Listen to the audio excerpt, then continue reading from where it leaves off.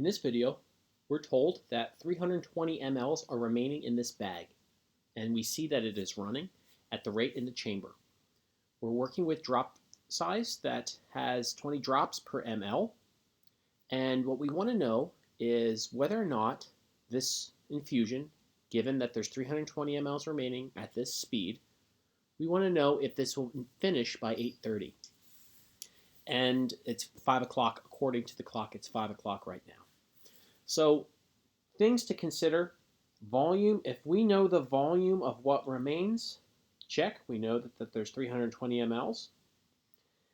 And if we know the rate that it's operating, then we can use those things to determine how long it will be, the time. So let's figure out how fast this is going. If you would like to rewind the video, go back, if you have the animation in the module that you can do that, you want to start a 15-second clock.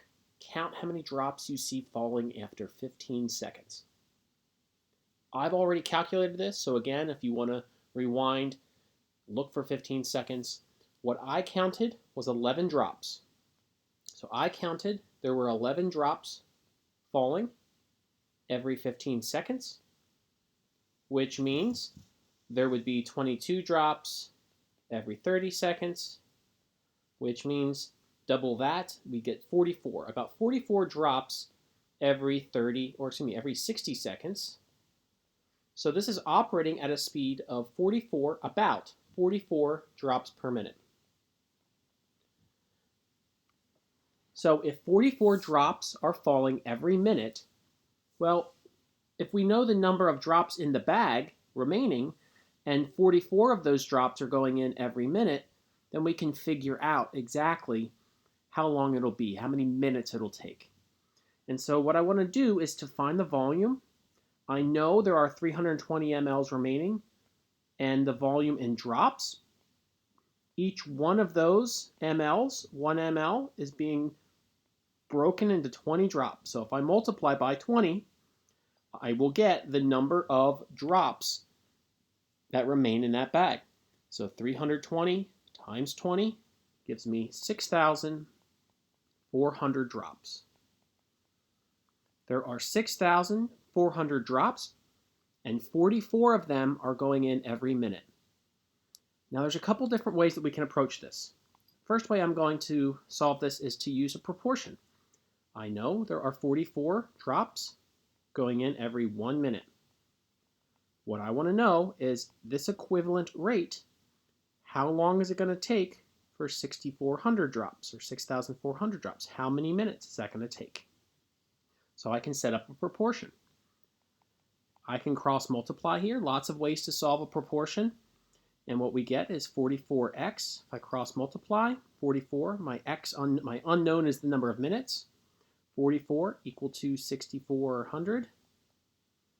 And when I divide 6,400 by 44, I want to divide both sides by 44.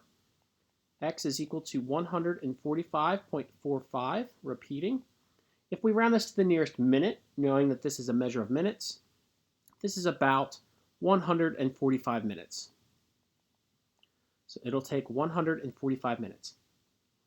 Now before I address the remaining part of this problem, I could also use dimensional analysis. Thinking about that I have a measure of volume that I want to convert into minutes. I want to convert those drops into minutes. So if I start with the total number of drops, 6,400 drops, and I want to convert those drops into minutes using that factor, using the relationship between them, I know there are 44 drops falling every minute. You see we get the same operation. We still get approximately 145 minutes. So let's figure out what that is. If I take 145 minutes, I take away 60, and I take away another 60, I see there's 2 hours in there. So this is 2 hours and 25 minutes. So approximately 2 hours, and I know, again, 2 hours is about 120 minutes. So that's how I figured that out. I just took away a couple I subtracted 60 from 145 a couple times, and there was 25 minutes left over.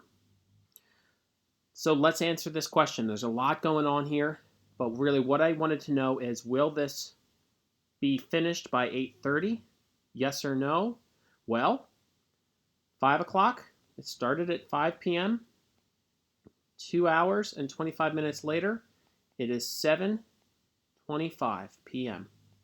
So yes, this will be finished.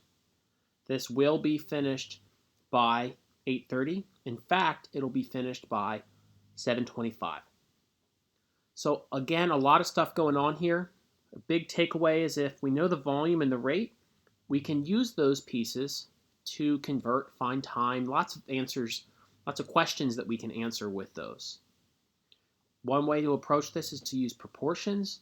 Once we know the speed, we know the rate, we can use a proportion.